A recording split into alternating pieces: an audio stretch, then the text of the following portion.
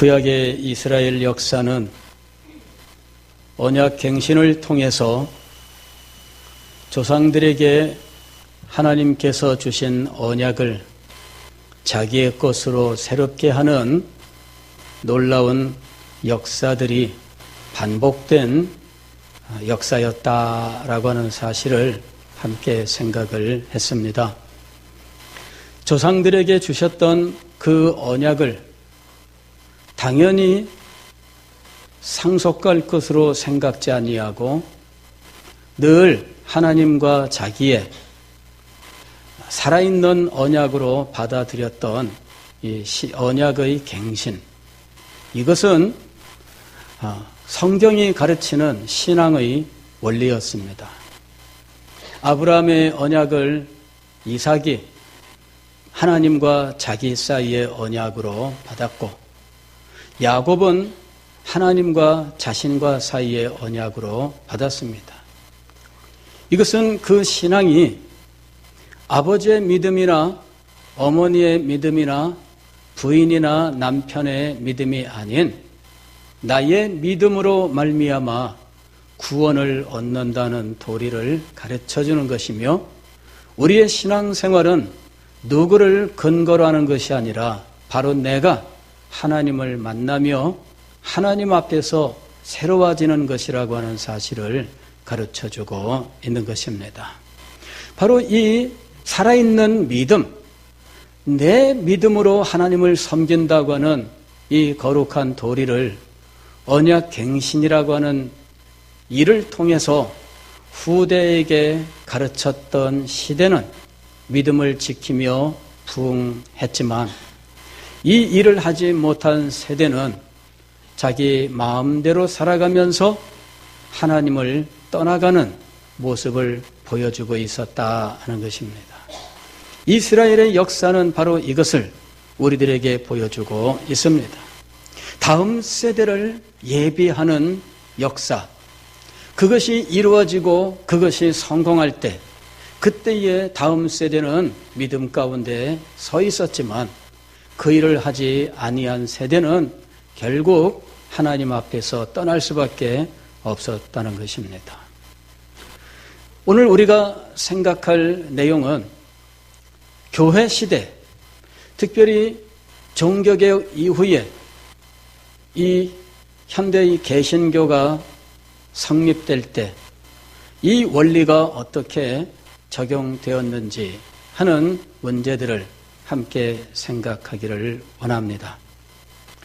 제가 이번 주 중에 교회의 역사를 다시 한번 살펴보면서 새삼스럽게 발견한 것은, 교회의 역사는 항상 교회가 직면하고 있는 현실의 위기, 역사적인 현실과 그 위기를 깨닫고 다음 세대에 대하여 관심을 갖고 대책을 세우는 역사였다 하는 사실을 발견된 것입니다.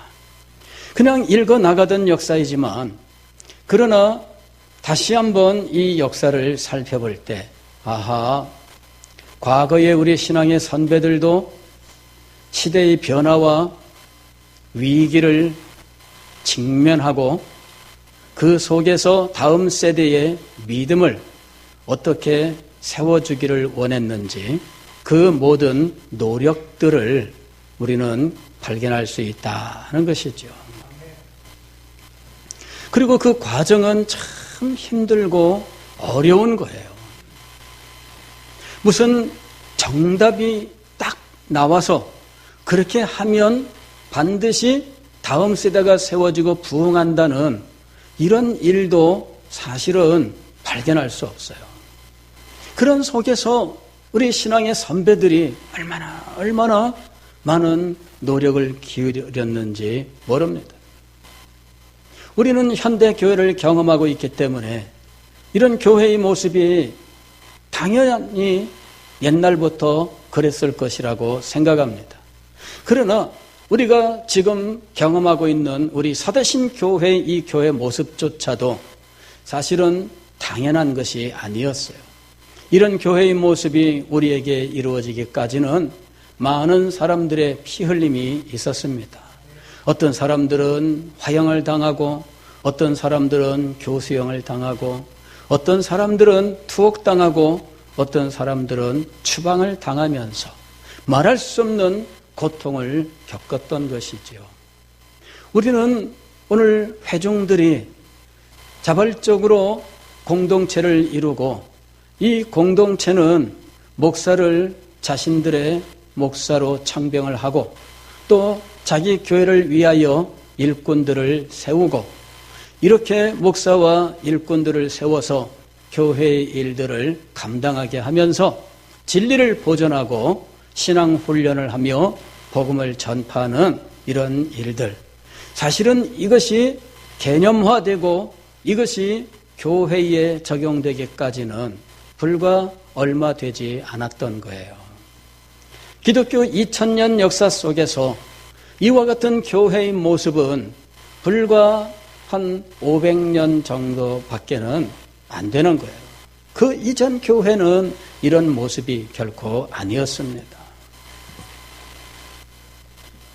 종교개혁 이후에 영국의 종교개혁이 진행될 때 그들이 직면했던 교회는 과거 중세로부터 내려오던 교회와 동일했습니다. 교황의 자리에 영국 왕이 앉는 것 이외에는 하나도 변화가 없었어요. 왕은 교회를 자기의 통치 영역 안에 있는 통치 수단으로 인정을 했고 감독을 세워서 성직자들을 각 교회에 파견하는 형태를 유지하면서 교회까지도 모두 왕의 통치 아래 두고 있었던 것입니다. 그때 한 교회의 멤버들, 회원들, 즉 공동체는 사실은 공동체가 아니었고 그냥 그 지역의 주민들이었습니다. 그 지역의 주민들은 당연히 교회에 적을 두고 국가에서 임명한 목사가 와서 설교를 하고 성찬을 진행하면 거기에 참석하는 형태의 신앙생활을 했던 것입니다. 그런데 성경적으로 이것이 바르지 않다라고 하는 사실을 깨달은 사람들이 등장했습니다. 교회의 회원은 일정 지역의 주민들이 아니라 예수 그리스도를 구주로 믿는 사람들이 하나의 공동체를 이루고 있다는 것과 이 공동체가 자기들의 공동체를 위하여 목사를 청빙하여 그로부터 말씀을 배우면서 이 공동체가 진리의 공동체가 된다고 하는 이 개념이 생기게 된 겁니다. 이 개념은 사실은 교회 역사 속에 존재하지 않던 새로운 개념이었어요. 어떻게 이 무지렁이들이 자기들의 목사를 청빙할 수 있느냐? 그거는 말이 안 된다. 이것이 그 당시 사람들이 가지고 있던 생각이에요. 니네들이 뭘 알아서 너희의 목사를 청빙하느냐 하는 것이죠. 그러나 이 생각을 가지고 우리는 우리의 목사를 우리가 선택합니다. 우리의 일꾼은 우리가 선택을 합니다. 그리고 목사와 우리가 세운 일꾼이 합력해서 이 교회를 이끌어 갑니다. 라고 하는 이 개념을 이제 정립하게 된 거예요. 그런데 이 개념이 국가 입장에서 볼 때에는, 왕의 입장에서 볼 때에는 반역에 해당하는 것입니다. 어떻게 왕이 세우는 이 교직 제도를 거부할 수 있느냐 하는 것이죠. 그래서 반역죄에 해당하는 이 사람들을 감옥에 가두고 추방하고 처형하고 하는 일들이 일어난 거예요. 오늘 우리들이 당연하게 여기는 일이 처음 이 개념이 정립될 때에는 이와 같이 무시무시한 박해가 있었던 겁니다. 추방된 사람들이 혹은 박해를 피하여 망명한 사람들이 주로 갔던 지역이 어디냐면 네덜란드입니다. 이 네덜란드는 영국하고 스코틀랜드에서 바로 그냥 바다를 마주보고 있는 땅이에요. 우리 부산이 마주보고 있는 땅이 후쿠오카 여기 바다 건너 일본 땅인 것처럼 그런 식으로 네덜란드가 바로 이 영국과 해안을 마주보고 있는 거예요. 영국과 해안을 마주보는 또 다른 나라가 있는데 프랑스입니다. 그러나 프랑스는 카톨릭 국가이기 때문에 프랑스로 망명을 가지 않고 네덜란드로 망명을 간 거예요. 거기서 몰래 배를 타면 넘어갈 수 있고 그리고 빨리 갈 수 있기 때문에 주로 네덜란드로 가서 망명교회를 이루게 된 겁니다.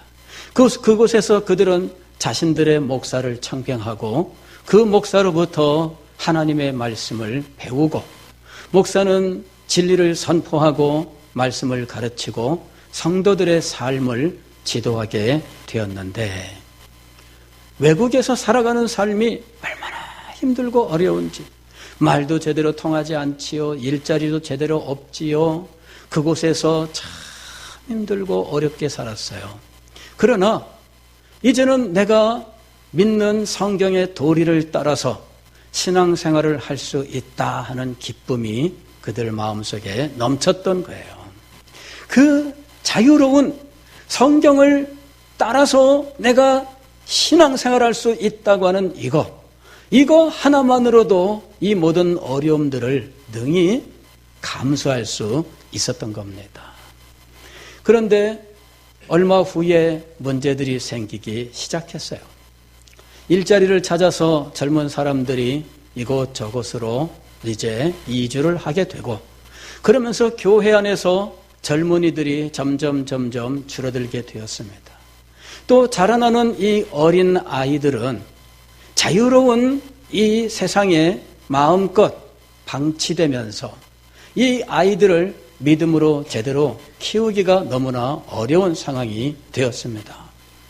네덜란드라고 하는 나라는 개혁신학으로 아주 훌륭한 나라이지만 그러나 그것은 신학적으로 개혁신학이 그곳에서 꽃을 피웠다 뿐이지 나라 전체의 영적 상황을 두고 보면 상당히 자유로운 곳입니다. 오늘날도 네덜란드는 전 세계에서 가장 자유로운 국가예요. 그곳에는 동성애도 허용되고 별의별 것들이 다 용인되는 그야말로 이 자유로운 그런 모습을 가지고 있어요. 그러니 그곳에서 우리의 다음 세대를 양육하는데 이 다음 세대를 믿음으로 순결하게 키우기가 너무나 어려웠어요. 환경 자체가 안 되는 거예요. 그래서 이 네덜란드의 이 망명간 이 성도들이 고민을 한 거죠. 젊은이들은 일자리를 찾아서 떠나가고 다음 세대 어린이들은 이 세속적인 이 문화에 노출되어 있고 복음 전파를 하는 것은 마땅치 않은 이런 이 상황이 이제 있었던 거예요. 그래서 이들이 돌파구를 찾았는데 그것이 바로 미국으로의 이민이었습니다. 그 당시에 미국은 영국 식민지였어요. 그리고 개척지역이기 때문에 그곳에 이민 가서 그 땅을 개척할 사람들을 많이 필요로 하는 상황이었어요. 그래서 이 사람들이 영국 정부와 계약을 맺고 미국의 일정한 땅을 자기들의 식민 활동하는 지역으로 보장을 받고 그들이 그곳으로 이민을 가게 된 거예요. 첫 이민자들이 메이플라워라고 하는 배를 타고 1920년 7월에 영국 플리머스 항구를 출발하게 되었습니다. 그리고 이 사람들이 이제 몇 개월, 4개월 정도 후에 미국 땅에 도착을 하게 되는데 그곳에 상륙한 지역을 자기들이 출발한 영국 항구의 이름을 따서 플리머스라고 정하게 되는 거예요. 그 첫 해 기후 풍토가 전혀 다른 땅에서 얼마나 혹독한 겨울을 나게 되었는지.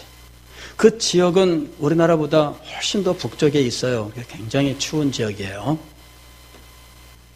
그런데 1년 후에 그들이 원주민들에게 받은 옥수수 이거 봄에 뿌려서 추수를 하게 되었는데 하나님 앞에 감사하는 예배를 드리게 되었습니다. 이것이 추수 감사절의 시작이에요. 이 사람들이 풍년을 거두었느냐 흉년이었느냐에 대해서는 사람마다 주장하는 바가 좀 달라요.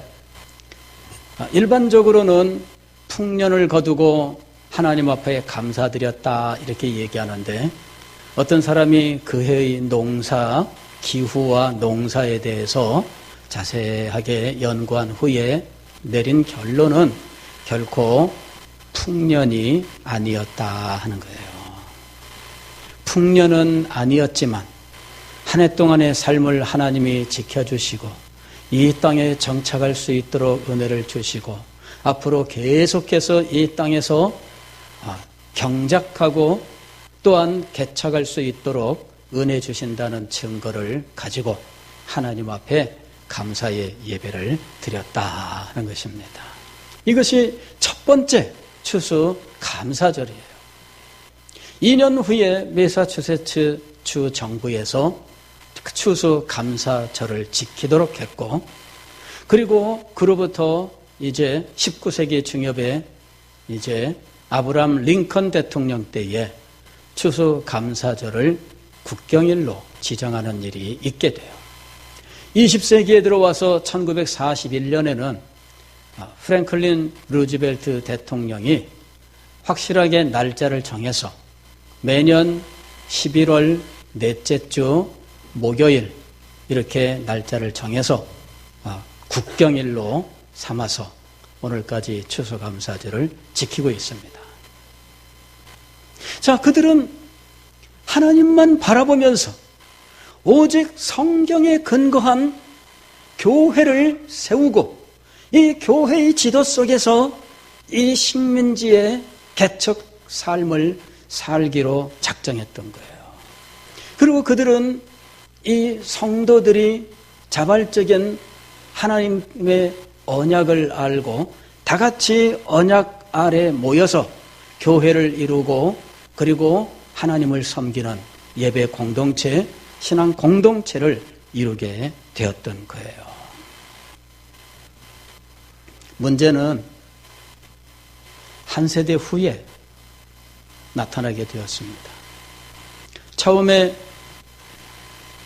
이민자들이 계속 밀려 들어올 때에는 교회의 사람들이 계속 밀려 들어왔고 또 신앙적인 분명한 의식을 가지고 교회에 들어오게 되었는데 문제는 다음 세대였어요. 다음 세대. 유아 세례를 받은 이 사람들이 정상적으로 성장하고 입교를 하고 교회의 회원이 되어야 되는데 그때 이 교회는 회원 자격을 엄격하게 심사를 했어요. 그 사람이 내가 이 교회 회원이 되겠습니다 하게 되면 이것이 입교입니다. 내가 이 교회 회원이 되겠습니다 하면 그러면 이 사람의 신앙 고백을 받고 그 사람이 회심을 했는지 자기의 회심 체험을 간증하게 했는데 그의 회심 체험의 간증을 심사를 했던 거예요. 당에서 이 간증을 심사하고 이것이 외워서 한 것이냐 참된 신앙 체험이냐라고 하는 것을 심사해서 합격한 사람만 정회원이 되는 제도를 가지고 있었던 것이죠. 그런데 다음 세대는 1세대와 달라요. 1세대는 오직 이 복음의 진리를 깨닫고 이 성경적 교회를 세우고 신앙생활을 하려고 하는 마음 때문에 이 미국 땅까지 이민을 왔는데 다음 세대는 그런 의도가 없이 그곳에 와 있는 거예요. 다음 세대는 태어나 보니까 거기 와 있는 거예요. 눈 뜨고 보니까 그 교회에 와 있는 거예요. 눈 뜨고 보니까 유아 세례를 받았대요. 이 다음 세대가 신앙 체험을 통과하지 못하는 상황이 벌어진 겁니다. 아예 의욕을 안 가져요. 그런 체험이 없다 보니까 그냥 언제까지나 그냥 유아 세례 받고 그걸 끝이에요. 그리고 결혼을 해서 아이를 낳았어요. 이 아이를 교회 데리고 와서 유아 세례 주세요 그러는데 입교를 안 했는데 그 아이에게 유아 세례를 줄 수 있나요? 없나요? 이 교회는 이제 지금 심각한 문제에 빠지게 되었습니다. 한두 명이 그렇다면 괜찮은데 이런 사람들이 많아지니까 그것도 역시 교회 입장에서 어떻게 해야 될지 참 난감한 상황이 되었습니다. 그때 나온 대책이 무엇이냐면 하프웨이 카버넌트라고 하는 거예요. 하프웨이 카버넌트는 뭐냐면은 번역할 때 어떤 사람은 절반 언약, 어떤 사람은 반쪽 언약 이렇게 번역하고 어떤 사람은 중도 언약 아직 통일된 번역어는 없어요. 하프웨이는 뭐냐면은 반쪽이란 말이죠. 반쪽. 유아 세례는 받았는데 입교는 안 했어요. 이게 반쪽이에요. 그래서 이 반쪽이지만 인정해 주자. 반쪽이지만 어디까지 인정을 해 주느냐? 성찬식에 참석하여 성찬을 받는 건 안 돼. 또 교회의 참정권, 투표하는 일은 안 돼. 그러나 유아 세례 받은 사람이 아이를 낳았을 때는 요 아이에게 유아 세례는 줄 수 있어. 이것이 이제 하프웨이 카버넌트라고 하는 거예요. 반쪽만 허락하는 거예요. 왜? 그 사람도 반쪽이니까.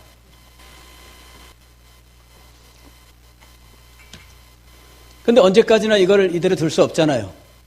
세월이 진행되니까 이제는 자기 엄마, 아버지는 유아 세례 입교 안 했어요.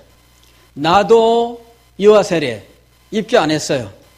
자, 이거 이제 어떻게 될까요? 이런 사람들이 대부분이고 교회의 정식 회원은 나이 든 분들밖에 없어요.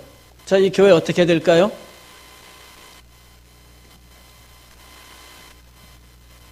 두 가지 대책이 있었어요.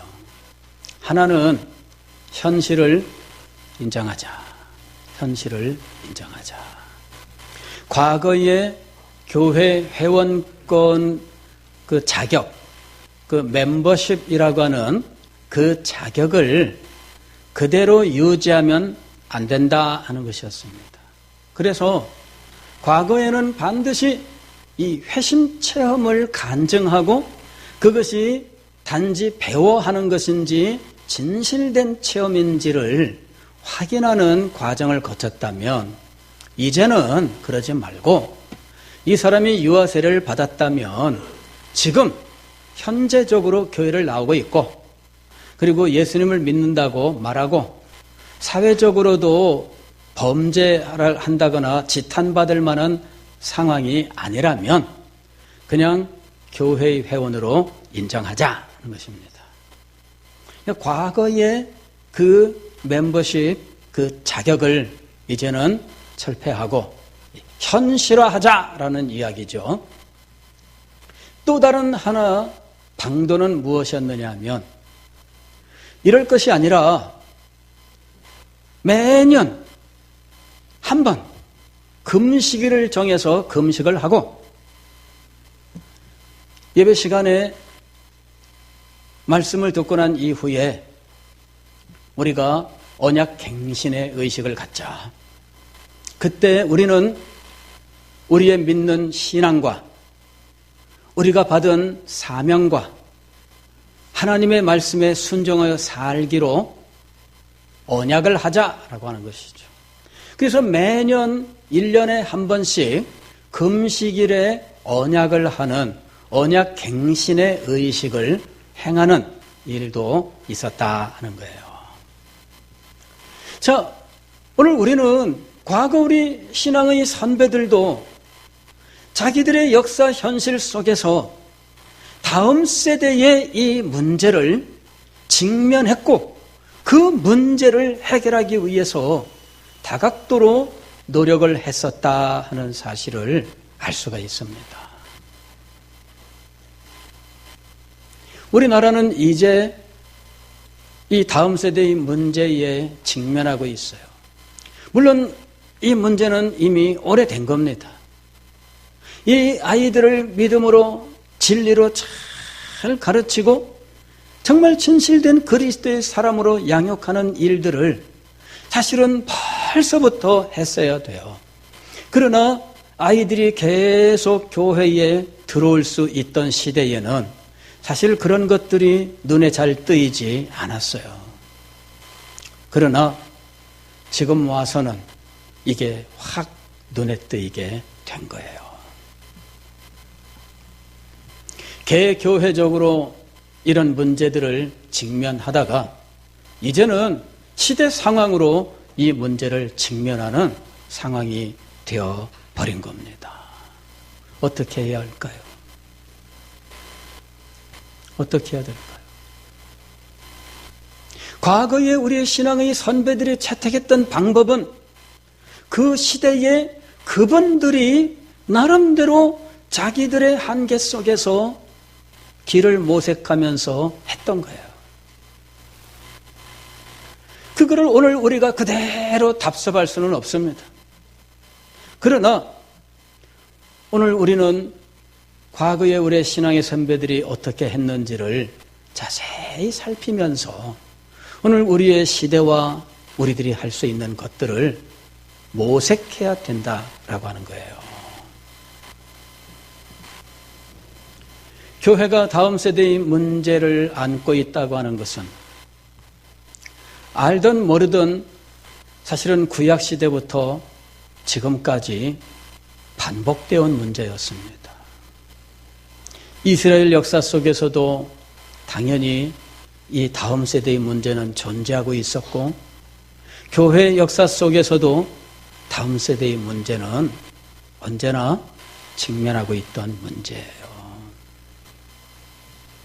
이 문제는 지금 우리만 처음 겪는 문제는 아닙니다.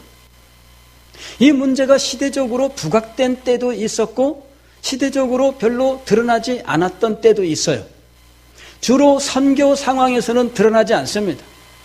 복음을 전파하고 복음을 전해받고 이 복음이 역사하고 있는 그 성장하는 어린 교회에는 이런 문제들이 없어요. 그 크게 드러나지 않아요. 그러나 교회가 이미 안정되고 조직적으로 발전하고 있는 상황에서는 당연히 이 다음 세대의 문제가 나타나고 있다는 거예요. 우리는 지금 이 문제를 정면으로 대면하고 있습니다. 어떻게 해야 될까요? 우리의 자녀들이 언약갱신의 그 사건, 즉 부모님이 믿는 그 믿음을 자기의 믿음으로 고백하고 부모님이 섬기는 그 하나님을 자기의 하나님으로 믿으며 부모님과 함께 끌려와 예배 참석하던 그것이 내가 하나님을 예배하는 예배로 변화되는 이것이 오늘 우리들이 목표로 하고 있는 거예요. 이 일을 이루도록 우리들이 지금 정말 하나님이 우리에게 역사하셔서 그 길을 열도록 주님께 기도해야 된다는 겁니다. 다른 방도가 없어요. 시대가 흘러가면 그 시대를 거슬러 올라가는 것은 너무너무 힘들고 어려워요. 한두 사람이 깨어있다고 해서 시대를 거슬러 올라갈 수 있는 거 아니에요. 목사님이 아무리 얘기한들 성도들이 이미 시대에 휩쓸려가고 있으면 그거를 어떻게 할 길이 없어요.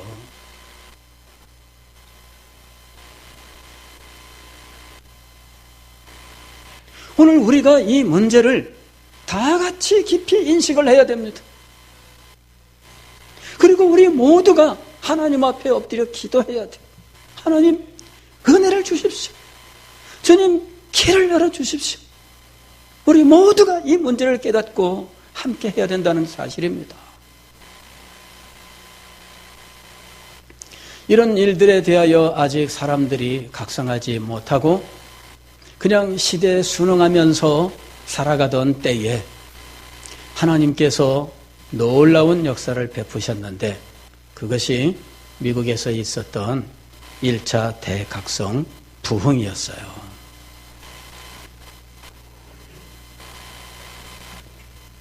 이런 문제점들에 대하여는 인식하고 있었지만 혼자의 힘으로는 이 거대한 이 시대의 물줄기를 어찌할 바를 몰라 하고 있었던 젊은 목사, 조나단 에드워즈 목사가 있었어요. 그의 메시지는 과거의 신앙의 전통을 보존하고자 하는 열정으로 가득 차 있었어요. 그러나 이미 그 시대의 메시지는 그와 동떨어져 있는 상황이었습니다. 그때에 하나님께서 조나단 에드워즈의 사역 속에 놀라운 은혜를 베풀어 주시는데 이것이 1734년, 35년에 일어난 노샘튼 부흥이라고 부르는 거예요. 그때 에드워즈가 이 역사 현실을 더 깊이 인식을 해요. 현실에 순응을 해서 그냥 현재의 상황을 인정하고 교회는 한없이 이 인정하면서 시간만 끌고 이러는 것이 아니구나 하는 사실을 알게 돼요. 그런 진정 현실을 목격하고 있었지만 이 거대한 현실 앞에서 어쩔 바를 몰라고 있다가 하나님의 놀라운 은혜의 역사를 체험하고 난 이후에 그는 이렇게 두어서는 안 되겠다라고 생각하는 겁니다. 사랑하는 성도 여러분, 시대를 거슬러 올라간다고 하는 것은 너무 힘든 거예요. 여러분들이 강에서 이 배를 노저어서 한번 이렇게 노저어 본 경험이 있으신지 모르겠습니다. 노를 저어서 물길이 이렇게 내려가는데 위로 올라가 보세요. 밑으로 가는 거는 잘 가요. 그냥 가만 놔둬도 떠내려가요. 위로 올라가는 거는 너무너무 힘들고 어려워요. 한 치를 앞으로 나가려면 얼마나 땀 흘려서 막 저어야 되는지. 여러분, 오늘 우리가 직면하고 있는 문제는 결코 만만한 것이 아닙니다. 그러나 우리는 구약의 역사를 통해서나 신약의 역사를 통해서 그 만만치 않은 엄청난 이 세상의 물줄기도 하나님께서 하늘에서 은혜를 베푸시면 멈추고 하나님께서 역사하시면 능히 물줄기를 되돌릴 수 있는 줄 믿습니다. 여러분, 어떤 분이 역사를 연구하면서 왜 미국에서도 프랑스에서도 유럽 대륙에서도 이 피 흘리는 혁명이 있었는데 영국에서는 피 흘리는 혁명이 없었는가? 그에 대한 답은 부흥 때문이었다. 이렇게 얘기합니다. 즉 하나님의 은혜의 역사가 그들의 교회와 역사 현실에 임하면서 혁명을 하지 않아도 변화를 시키셨기 때문이다라고 하는 거예요. 그래서 이 피 흘리는 혁명을 거치지 아니하고 명예혁명을 통하여 근대 국가로 출발하게 되었다라고 하는 것이죠. 하나님의 은혜의 역사가 우리가 살고 있는 이 시대, 이 나라, 이 교회를 완전히 바꿔놓을 수 있습니다. 우리는 이 믿음을 끝까지 지켜야 됩니다. 그리고 하나님 앞에 이 믿음을 가지고 기도해야 돼요. 우리가 할 수 있는 일들은 최선을 다해서 감당해야 할 것입니다. 이 현실을 앞에 놓고 우리 가정이 믿음으로 새로워져야 됩니다. 우리의 교회 주일학교 교육이 바뀌어야 됩니다. 우리 교회 전체 체제가 다음 세대를 준비하는 일을 위해서 변화되어야 됩니다. 그러나 이 모든 일들을 우리가 감당하되 우리는 언제나 전적으로 하나님의 은혜를 소망해야 돼요. 하나님의 은혜가 없이는 그 어떤 일을 해도 인간적으로는 이 일을 성공시킬 수 없어요. 도도하게 흘러가는 역사의 흐름이 있습니다. 그 흐름을 저항하는 것에 대하여 세상 사람들도 욕할 뿐만 아니라 성도들조차도 세상에 물들어서 이 흐름을 거슬러 올라가려고 하면 성도들부터가 너무나 불편하고 너무나 힘들다고 불평불만하고 원망할 수밖에 없어요. 하나님의 은혜가 임해야 됩니다. 우리의 현실, 이 역사적인 위기를 깨닫고 하나님께서 하늘을 가르고 강림하셔서 우리의 가정에, 우리의 삶 속에 역사하시고 우리 교회에 역사하시기를 위해서 기도해야 됩니다. 그리고 우리 가운데 역사하신 하나님의 그 은혜가 우리가 살고 있는 이 시대를 바꿔 놓을 수 있기를 위해서 기도해야 됩니다. 주님께서 이렇게 역사하시기를 위하여 우리를 깨우쳐 주시고 인도하시는 줄 어찌 알겠습니까? 아니, 저는 그렇게 하나님께서 작정하시고 우리를 인도하시는 줄 믿습니다. 이 믿음을 가지고 함께 나아갑시다. 이 믿음을 가지고 주님 앞에 기도합시다. 이 믿음을 가지고 우리가 할 수 있는 모든 일들을 합시다. 주님께서 역사하시고 은혜 주셔서 우리 교회와 우리의 가정과 이 시대를 살리시는 놀라운 은혜를 주시기를 주의 이름으로 축원합니다.